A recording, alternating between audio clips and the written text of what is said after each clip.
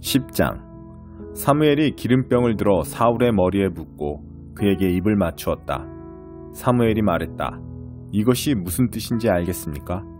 하나님께서 그대에게 기름을 부으셔서 그분의 백성을 다스릴 지도자로 삼으셨습니다. 하나님께서 그대에게 기름을 부으셔서 그분의 기업을 다스릴 지도자로 삼으신 것이 이제 곧 표징으로 확증될 것입니다. 그대가 오늘 길을 떠나 그대의 고향 땅 베냐민에 이를 즈음 라헬의 묘 근처에서 두 사람을 만나게 될 것입니다. 그들은 당신이 찾으러 간 나귀들은 이미 찾았지만 당신 아버지가 당신 걱정으로 노심초사하고 있다고 말할 것입니다. 거기서 좀 더 가다 보면 다볼의 상수리 나무에 이를 텐데 거기서 하나님을 예배하러 베델로 올라가는 세 사람을 만나게 될 것입니다. 한 사람은 염소 새끼 3마리를 끌고 다른 한 사람은 빵 3자루를 나머지 한 사람은 포도주 1병을 들고 있을 것입니다. 그들이 안녕하시오 하면서 그대에게 빵 2덩이를 주거든 그것을 받으십시오. 그 후에 그대는 블레셋 수비대가 있는 하나님의 기브아에 닿을 것입니다. 성읍에 가까이 이를 즈음에 하프와 탬버린과 피리와 북을 연주하며 산당에서 내려오는 예언자 무리와 마주칠 것입니다. 그들은 예언을 하고 있을 텐데 그대도 모르는 사이에 하나님의 영이 임하셔서 그들과 함께 그대도 예언하게 될 것입니다. 그대는 변화되어 새 사람이 될 것입니다. 이 표징들이 모두 이루어지거든 자신이 준비된 줄 알기 바랍니다. 그대에게 무슨 일이 주어지든지 그 일을 행하십시오. 하나님께서 그대와 함께 하십시오. 이제 길갈로 내려가십시오. 나도 곧 따라갈 것입니다. 내가 내려가서 그대와 함께 번제와 화목제를 드려 예배할 것입니다. 7일을 기다리십시오. 그러면 내가 가서 그대가 다음에 할 일을 알려주겠습니다.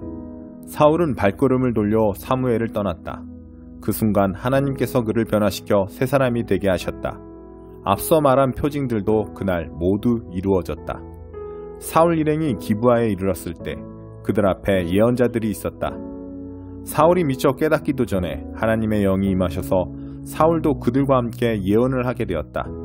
전에 사울을 알던 사람들은 그가 예언자들과 함께 예언하는 모습을 보고 크게 놀랐다. 이게 어찌된 일인가? 기스의 아들에게 무슨 일이 일어났는가? 도대체 사울이 어쩌다 예언자가 되었단 말인가? 한 사람이 큰 소리로 말했다. 이 일을 시작한 사람이 누구냐? 이 사람들은 도대체 어디서 왔는가? 그렇게 해서 사울이 예언자 중에 있다니 누가 짐작이나 했으랴 하는 속담이 생겼다. 사울은 예언을 마치고 집으로 돌아갔다. 그의 삼촌이 그와 그의 종에게 물었다. 너희 둘은 지금까지 어디에 있었느냐? 나귀들을 찾으러 갔었습니다.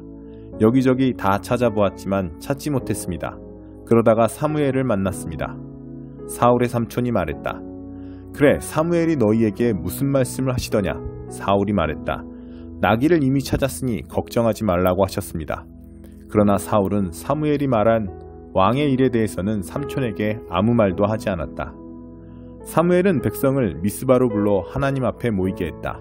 그는 이스라엘 자손에게 말했다. 이것은 하나님께서 친히 여러분에게 주시는 말씀입니다. 내가 이스라엘을 이집트에서 이끌어냈다. 내가 이집트의 압제에서뿐 아니라 너희를 괴롭히고 너희 삶을 괴롭게 하는 모든 나라에서 너희를 구해냈다. 그런데 이제 너희는 너희 하나님, 너희를 온갖 괴로움에서 번번이 건져준 그 하나님과 아무 상관없이 살려고 한다. 이제 너희는 아닙니다. 우리는 왕을 원합니다. 우리에게 왕을 주십시오 하고 말한다.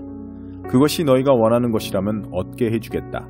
이제 너희는 지파와 가문별로 예를 갖추어 하나님 앞에 나오너라. 사무엘이 이스라엘의 모든 지파를 줄지어 나오게 하니 베냐민 지파가 뽑혔다. 베냐민 지파를 가문별로 줄지어 나오게 하니 마드리 가문이 뽑혔다.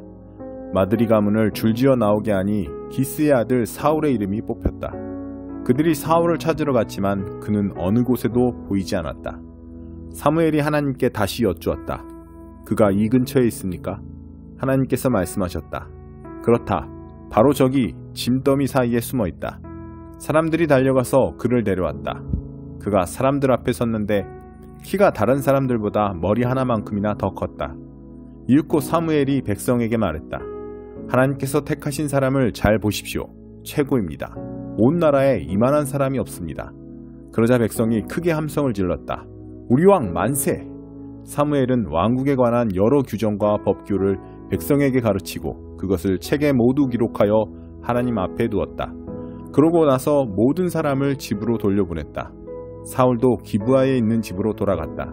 하나님께서 마음에 감동을 주셔서 사울과 함께한 진실하고 용감한 사람들도 그를 따라갔다.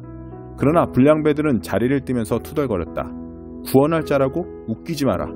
그들은 사울을 업신여겨 쭉 하려들지 않았다. 하지만 사울은 그들에게 신경 쓰지 않았다. 암몬 사람의 왕 나하스가 갓 지파와 루벤 지파를 잔인하게 대했다. 그들의 오른쪽 눈을 뽑고 이스라엘을 도우려는 자는 누구든 위협했다. 요단강 동쪽에 사는 이스라엘 백성 가운데 나하스에게 오른쪽 눈을 뽑히지 않은 사람은 거의 없었다.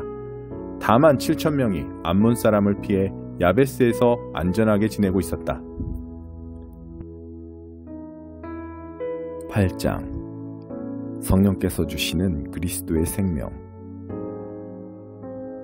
메시아이신 예수께서 오심으로 마침내 이 치명적 딜레마가 해결되었습니다. 우리를 위해 오신 그리스도의 임재 속에 들어가 사는 사람들은 늘 먹구름이 들이온 것 같은 암울한 삶을 더 이상 살지 않아도 됩니다. 이제 새로운 힘이 움직이고 있습니다.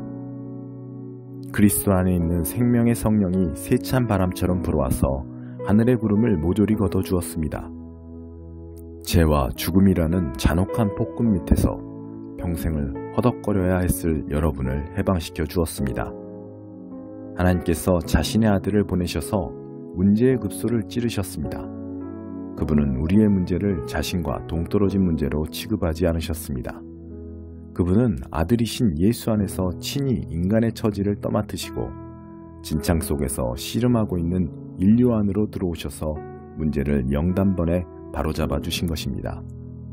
그동안 율법 주문은 이런 일을 해낼 수 없었는데 균열된 인간 본성으로 인해 그것 역시 허약해졌기 때문입니다.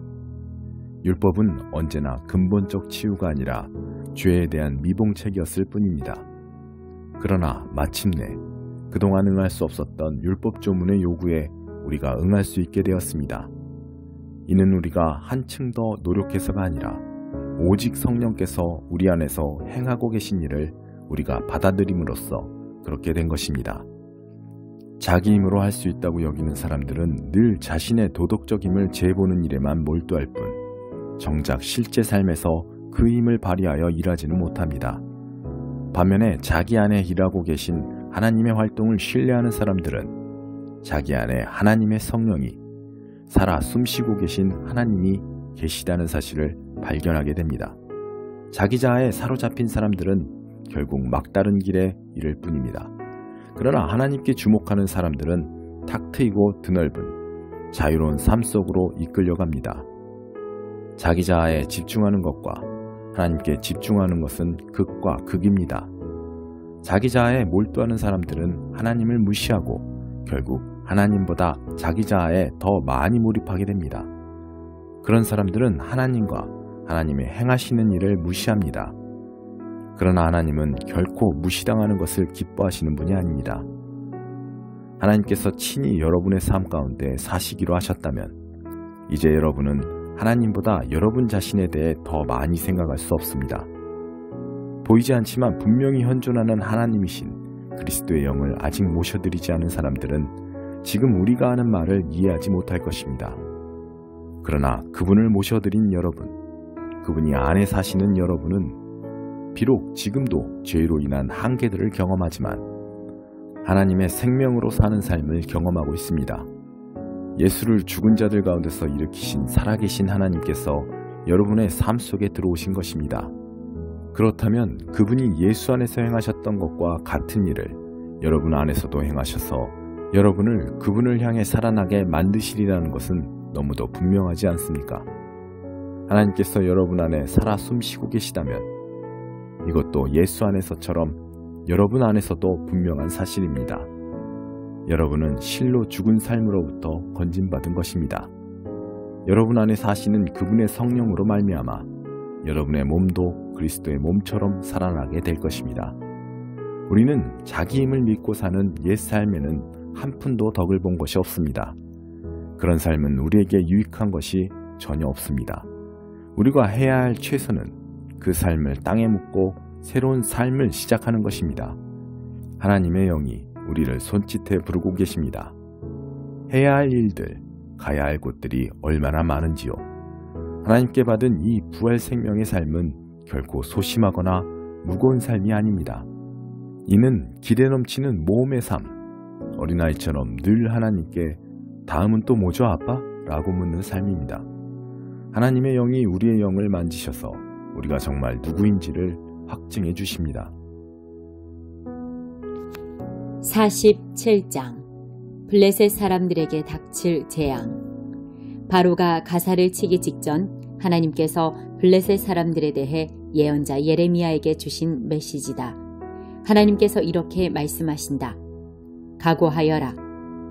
북녘에서 물이 불어 범람하는 강물이 되리라.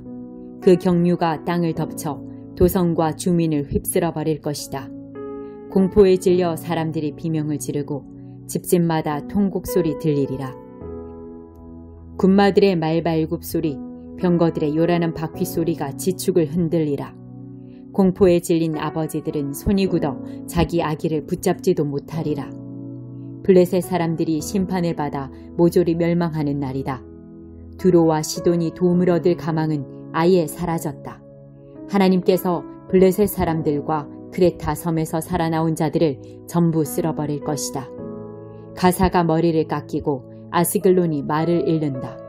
기진맥진한 너희, 자맥질을 얼마나 더 할 수 있겠느냐. 오 하나님의 칼이여, 언제까지 이렇게 하려는가. 다시 칼집에 들어가다오. 이제 충분하지 않은가? 멈출 수 없는가? 어떻게 멈출 수 있겠느냐. 나 하나님이 명령을 내렸는데 아스글론과 해변 지역을 전부 베어 없애라고 내가 명령을 내렸는데. 23편 다윗의 시. 하나님은 나의 목자, 내게 부족한 것이 없습니다. 주께서 나를 푸른 풀밭에 누이시고 잔잔한 물가를 찾아 목을 축이게 하십니다. 말씀하신 대로 나를 잠시 쉬게 하신 후 바른 길로 인도하십니다. 내가 죽음의 골짜기를 지날지라도 두려울 것이 없으니 주께서 나와 함께 걸으시기 때문입니다. 주님의 믿음직한 지팡이를 보니 내 마음 든든합니다. 주께서 내 원수들이 보는 앞에서 내게 성대한 만찬을 차려주시고 축 처진 내 고개를 세워주시니 내 잔에 복이 넘칩니다.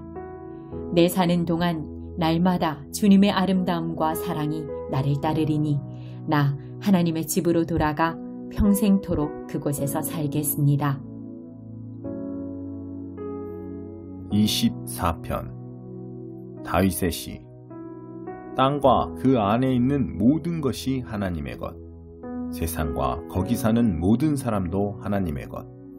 그분께서 대양 위에 땅을 세우시고 강 위에 세상을 펼치셨다. 누가 하나님의 산에 오를 수 있는가? 누가 그 거룩한 북벽에 오를 수 있는가? 오직 손이 깨끗하니, 오직 마음이 깨끗하니, 속이지 않는 남자들, 호리지 않는 여자들이다. 하나님께서는 그들 편이시니 하나님의 도우심으로 그들이 성공하리라. 야곱아, 이것이 하나님을 구하는 이들, 하나님을 찾는 이들에게 일어나는 일이다. 일어나라, 너 잠든 도성이여. 일어나라, 너희 잠든 백성들아. 영광의 왕께서 들어가신다. 영광의 왕이 누구신가? 무장하고 전투태세를 갖춘 하나님이시다. 일어나라, 너 잠든 도성이여. 일어나라, 너희 잠든 백성들아. 영광의 왕께서 들어가신다. 영광의 왕이 누구신가? 만군의 하나님이시다. 그분이 영광의 왕이시다.